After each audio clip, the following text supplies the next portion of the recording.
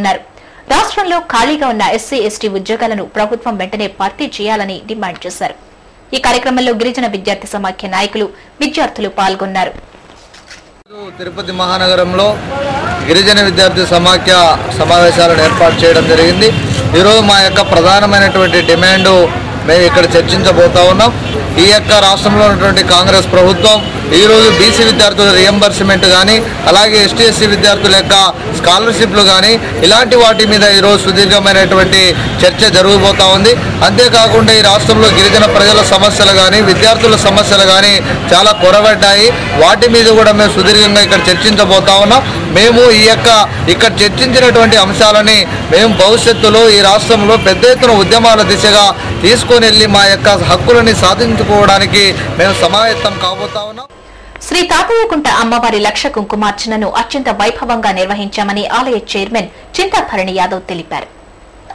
తాతయ్యకుంట అమ్మవారి ఆలయంలో 3 రోజులుగా నిర్వహించిన లక్ష కుంకుమార్చన ఆదివారం పూర్ణాహుతితో ముగిసింది. గత 3 రోజులుగా నిర్వహిస్తున్న లక్ష కుంకుమార్చనతో అమ్మవారి ఉత్సవ విగ్రహాన్ని సుందరంగా అలంకరించి భక్తులకు దర్శన భాగ్యం కల్పించారు. వేద పండితులు శాస్త్రోక్తంగా పూర్ణాహుతి కార్యక్రమాన్ని నిర్వహించారు. ఈ సందర్భంగా ఆలయ చైర్మన్ చింతాభరణి యాదవ్ మాట్లాడుతూ, గత 3 రోజులుగా అమ్మవారి లక్ష కుంకుమార్చనను నిర్వహిస్తున్నామని, ఈ కుంకుమార్చనలో దాదాపు 1000 మంది దంపతులు పాల్గొన్నారని తెలిపారు. ఈ కుంకుమార్చన ద్వారా ఆలయానికి 3,38,000 రూపాయల ఆదాయం వచ్చినట్లు పేర్కొన్నారు. ప్రజలు అధిక సంఖ్యలో పాల్గొని అమ్మవారిని దర్శించుకున్నట్లు తెలిపారు. ఈ లక్ష కుంకుమార్చనను అత్యంత వైభవంగా నిర్వహించడానికి తోడ్పడిన టీటీడీ ఈవో కృష్ణారావు, ఆలయ ఈవో ఏకాంబరం, పాలక మండలి సభ్యులకు కృతజ్ఞతలు తెలియజేశారు. ఈ కార్యక్రమంలో పాలక మండలి సభ్యులు ఋషికేశ్, శ్రీధర్, నాగరాజు, రవిచంద్ర, ప్రసాద్ బాబు, అమర్నాథ్ రెడ్డి తదితరులు పాల్గొన్నారు. తాతయ్యకుంట గంగమ్మ దేవస్థానంలో 4వ తేదీ నుండి 6వ తేదీ సాయంత్రం 4 వరకు లక్ష కుంకుమార్చన మహోత్సవం అత్యంత వైభవంగా జరిగింది. ఈ కుంకుమార్చనలో భక్తులు 1126 టికెట్లు కొనుగోలు చేశారు. అందులో దాదాపు 1000 మంది దంపతులు పాల్గొన్నారు. ఈ కుంకుమార్చన ద్వారా అమ్మవారికి 3,33,800 రూపాయల ఆదాయం కలిగింది. శ్రీవారి నిధులను దుర్వినియోగం చేస్తే సహించేది లేదని, తిరుపతి రైల్వే స్టేషన్ అభివృద్ధికి శ్రీవారి నిధులను వెచ్చించాలనే ఆలోచనను ఉపసంహరించుకోవాలని తిరుమల తిరుపతి దేవస్థానం పరిరక్షణ సమితి అధ్యక్షులు నరేంద్ర డిమాండ్ చేశారు. ఆదివారం స్థానిక ప్రెస్ క్లబ్ లో ఏర్పాటు చేసిన విలేకరుల సమావేశంలో ఆయన మాట్లాడుతూ, టీటీడీ సాధికార మండలి తిరుపతి రైల్వే స్టేషన్ ఆధునికీకరణకు నిధులను వెచ్చించాలనే ఆలోచనను ఉపసంహరించుకోవాలని డిమాండ్ చేశారు. హిందూ ధార్మిక సంస్థ నిధులను సెక్యులర్ ప్రభుత్వంచే నడపబడుతున్న రైల్వేకు మళ్లించడం హిందువుల మనోభావాలను దెబ్బతీసేలా ఉందని అభిప్రాయపడ్డారు. తిరుపతి ఎంపీ సోనియా గాంధీ దగ్గర పదవులు పొందేందుకే ఇలా చేస్తున్నారని ఆరోపించారు. ఎంపీ టీటీడీ నిధులతో హరిజన, గిరిజన వాడల్లో శ్రీవారి ఆలయాలను నిర్మించేందుకు టీటీడీపై ఒత్తిడి తేవాలని సూచించారు. టీటీడీ సాధికార మండలి రాజకీయ నాయకుల మాటలకు తలొగ్గితే తీవ్ర పరిణామాలు ఎదుర్కోవాల్సి ఉంటుందని హెచ్చరించారు. గత నెల 20వ తారీఖున తిరుమల తిరుపతి దేవస్థాన సాధికార మండలి నిర్ణయాలు తీసుకోవటం జరిగింది. అందులో తిరుమల తిరుపతి దేవస్థాన నిధులు తిరుపతి నందలి రైల్వే స్టేషన్ ఆధునికీకరణకు మళ్లించాలని ఒక నిర్ణయం తీసుకోవటం జరిగింది. ఇది హిందూ ధార్మిక సంస్థ నిధులను ఒక సెక్యులర్ ప్రభుత్వంచే నడపబడుతున్న రైల్వే శాఖకు మళ్లించటము ఇవి హిందువుల మనోభావాలు దెబ్బతీస్తున్నాయి. ఇది మేమంతా ఒక్కమ్మడిగా ఖండిస్తున్నాము. ఈ సాధికార మండలిని ఒక్కటే కోరుతున్నాము, ధార్మిక సంస్థ నిధులు హిందూ ధార్మిక కార్యకలాపాలకు మాత్రమే వినియోగించాలి. ఇది ఎటువంటి పరిస్థితుల్లోనూ రాజకీయ నాయకుల వాళ్ళ ఒత్తిడులకు తలవొగ్గి ఎటువంటి పరిస్థితుల్లోనూ ఇటువంటి చర్యలు చేయొద్దని మరొకమారు విన్నవిస్తున్నాము. ముఖ్యంగా మన పార్లమెంట్ నియోజకవర్గ ఎంపీ గారైన చింతామోహన్ గారు ఒత్తిడితో ఈ నిర్ణయం తీసుకోవటం జరిగింది అని తెలుస్తున్నది. చింతామోహన్ గారిని కూడా మేము ఒకటే కోరుతున్నాము, హరిజన గిరిజన వాడల్లో శ్రీ వెంకటేశ్వర స్వామి ఆలయాలు నిర్మించండి, శ్రీ వెంకటేశ్వర స్వామి మందిరాలు నిర్మించండి, శ్రీ వెంకటేశ్వర స్వామి భక్తి ప్రచారం కావించండి అని. కానీ ఎటువంటి పరిస్థితుల్లోనూ ఈ రకంగా దేవస్థానం వారు మేము కోరుతున్న కోరికలను వినకుండా శాఖకు మళ్లించడాన్ని మేము వ్యతిరేకిస్తున్నాము.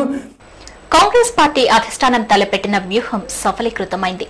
ఎట్టకేలకు ప్రజారాజ్యం పార్టీ అధినేత చిరంజీవి తమ పార్టీని కాంగ్రెస్ లో విలీనం చేస్తున్నట్లు స్పష్టం చేయడంతో గత కొంతకాలంగా నెలకొన్న ఉత్కంఠకు తెరపడింది.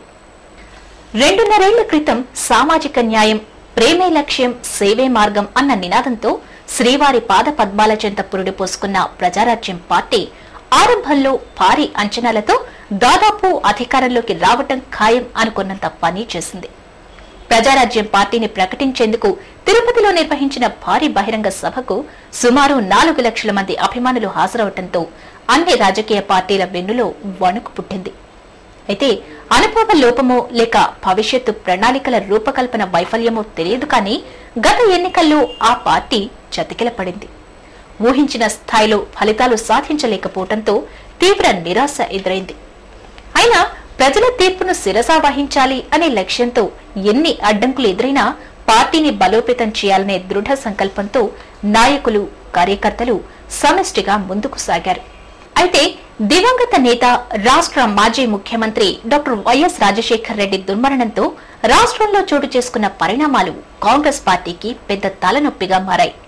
యువనేత వైఎస్ జగన్ అధిష్టానంపై ధిక్కార స్వరాన్ని పూరించడంతో కంగుతిన్న అధిష్టానం రాష్ట్రంలో కాంగ్రెస్ పార్టీ పరిస్థితిపై దృష్టి సారించింది. జగన్ ను సమర్థవంతంగా ఎదుర్కొని కాంగ్రెస్ పార్టీని రాష్ట్రంలో సుస్థిరం చేయాలనే సుదీర్ఘ ఆలోచనలో పడింది. చివరకు జగన్ వర్గానికి పెరుగుతున్న ఆదరణను ఎదుర్కోవాలంటే చిరంజీవిని పార్టీలోకి ఆహ్వానించడమే మార్గం అనుకున్న కాంగ్రెస్ పార్టీ అనుకున్నంత పని చేసింది. గత కొంతకాలంగా రహస్య మంతనాలు జరిగినా ఇరు పార్టీలు మాత్రం అలాంటిదేమీ లేదు అంటూ మాట దాటేస్తూ వచ్చాయి. చివరకు కాంగ్రెస్ పార్టీ అధినేత్రి సోనియా గాంధీ జోక్యం చేసుకోవటం, సీనియర్ నేతలను రాయబారానికి పంపడంతో ఉత్కంఠకు తెరపడింది. కాంగ్రెస్ పార్టీలో తమ పార్టీని విలీనం చేస్తున్నామని ఆ పార్టీ అధినేత చిరంజీవి స్వయంగా ప్రకటించడంతో అటు కార్యకర్తల్లో ఇటు ప్రజల్లో నెలకొన్న ఉత్కంఠకు తెరపడింది. అయితే పార్టీ విలీనం పట్ల ఆ పార్టీ నేతలు కార్యకర్తల్లో మిశ్రమ ఫలితాలు వ్యక్తమవుతున్నా స్వాగతిస్తున్న నేతలు మాత్రం తమ పార్టీ అధినేత సామాజిక న్యాయానికి కట్టుబడి ఉన్నారని, ఆ దిశగా ఆలోచించే రాష్ట్ర సంక్షేమం కోసం, పురోభివృద్ధి కోసం, ప్రజల బాగు కోసం కాంగ్రెస్ పార్టీలో విలీనం కావటం జరిగిందని, తమ అధినేత నిర్ణయానికి కట్టుబడి ఉంటామని స్పష్టం చేస్తున్నారు. అలాగే విలీనాన్ని వ్యతిరేకించిన కార్యకర్తలకు, నాయకులకు అధినేత లక్ష్యాన్ని, ఆశయాన్ని, భవిష్యత్తు ప్రణాళికల్ని వివరించి వారిని కూడా తమతో కలిసి పనిచేసే విధంగా కృషి చేస్తామని తెలుపుతున్నారు. ఇదిలా ఉండగా ప్రతిపక్షాలు మాత్రం అవినీతిలో కూరుకుపోయిన కేంద్ర, రాష్ట్ర కాంగ్రెస్ ప్రభుత్వం ఏ ప్రాతిపదికన విలీనం చేసుకుందో ప్రజలకు తెలియజేయాల్సిన అవసరం ఉందని డిమాండ్ చేస్తున్నాయి. చిరంజీవి పార్టీ వైఖరి చూస్తే మునిగిపోయే పడవపై ప్రయాణం చందంగా ఉందని అఖిలపక్ష నేతలు ఎద్దేవా చేస్తున్నారు. సామాజిక న్యాయం అంటూ ప్రచారం చేసిన ప్రజారాజ్యం గడిచిన 2.5 ఏళ్లలో సాధించిన సామాజిక న్యాయం ఏంటో స్పష్టం చేయాలని తీవ్ర స్థాయిలో ధ్వజమెత్తుతున్నారు. కాంగ్రెస్ అవినీతి సూట్ కేసులకు అమ్ముడు పోయే ప్రజారాజ్యం పార్టీ ఆ పార్టీలో విలీనం అయిందని ఎద్దేవా చేస్తున్నారు.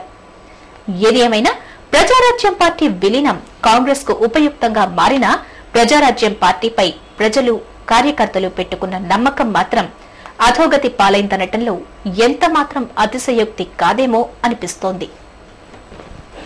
వార్తలు ముగించే ముందు ముఖ్యాంశాలు మరోసారి.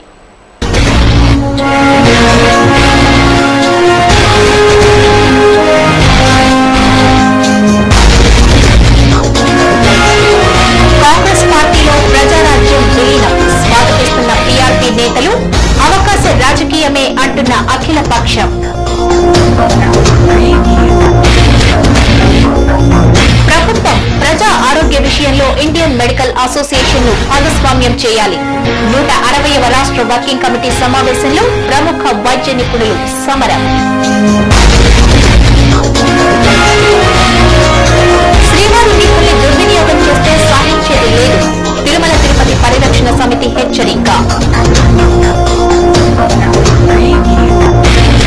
పిల్లల విద్యాబుద్ధులను తల్లిదండ్రులు బాధ్యతగా తీసుకోవాలి, బాలల హక్కుల్ని ఉల్లంఘించడం చట్ట విరుద్ధం. తిరుపతి 3వ అడిషనల్ జడ్జి సూర్యనారాయణ గౌడ్.